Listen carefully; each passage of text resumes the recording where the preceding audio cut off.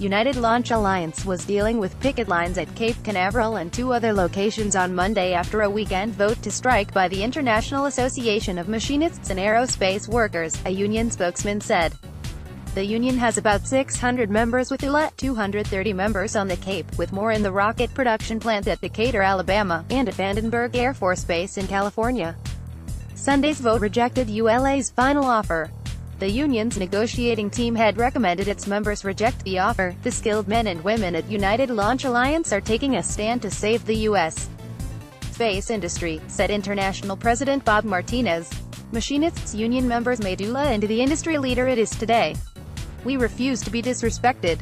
It wasn't about money. It was about quality of life issues, especially lengthy travel stints, and also about subcontracting. Despite an assurance from ULA against subcontracting for any new type of work, that didn't allay fears that the company plans to cut full-time jobs. Job security is the main thing, said Johnny Walker, business representative for the union in Cape Canaveral. We believe they will subcontract our work and lay us off. Walker acknowledged that the final offer contained a clause that would limit subcontracting. But he pointed to another part of the company's negotiations that sought to reclassify aerospace support employees as warehouse workers, at a pay rate of about $22 per hour. He said that was an insult to them and might drive some away. Others were angry that the company watered down language restricting travel periods to 30 days. ULA sometimes sends people from Florida to Vandenberg Air Force Base in California for extended stays. Some union members with family don't want to be gone for long periods of time. ULA said its offer was fair, competitive and in the best interest of both ULA and its employees.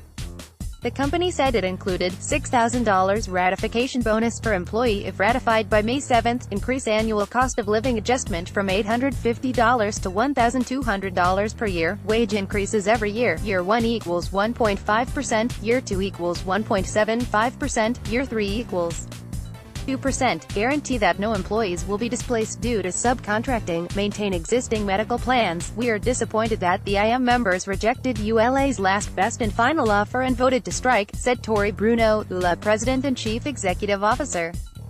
We believe our proposed contract is very competitive with other companies.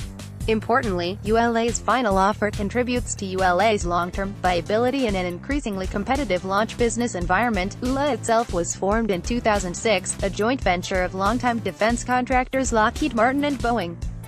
ULA is now dealing with a surge in competition from newer private companies like SpaceX, which had 18 launches in 2017 and is on pace to exceed that this year. SpaceX also has reusable rocket boosters, which allows it to charge about 1/3 the cost that ULA and other launch companies charge. ULA said its operations will remain open at all sites.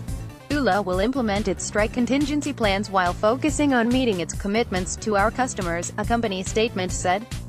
The Machinists have 600,000 members in North America. The final package just didn't recognize the respect and dignity the IM members at ULA deserve for the work they do, said Tony Worth, Grand Lodge representative for the union's Southern Territory.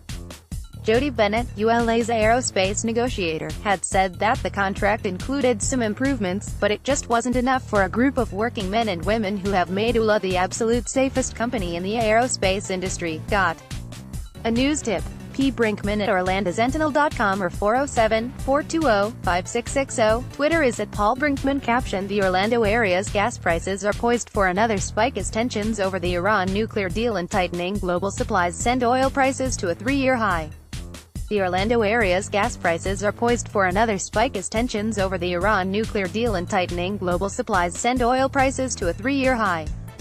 Caption: Port Canaveral demolition makes way for the facility's biggest construction project ever, a $150 million new Terminal 3.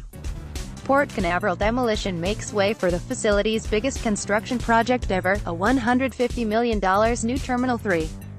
Caption: Scott West, co-owner of Tom West Blueberries in Ocoee, talks about the 2018 harvest after recovering from Hurricane Irma. Thursday, April 26, 2018. Joe Burbank, Orlando Sentinel. Scott West, co-owner of Tom West Blueberries in Ocoee, talks about the 2018 harvest after recovering from Hurricane Irma. Thursday, April 26, 2018. Joe Burbank, Orlando Sentinel. Caption: Wild Florida trademarks Gator Week, hoping it someday matches the allure and popularity of Shark Week. Wild Florida trademarks Gator Week, hoping hoping it someday matches the allure and popularity of Shark Week. Caption: The crossroads of Lake Buena Vista Shopping Center is set for demolition as part of an I-4 improvement project, meaning dozens of restaurants will have to relocate in the end-of-destination dining location.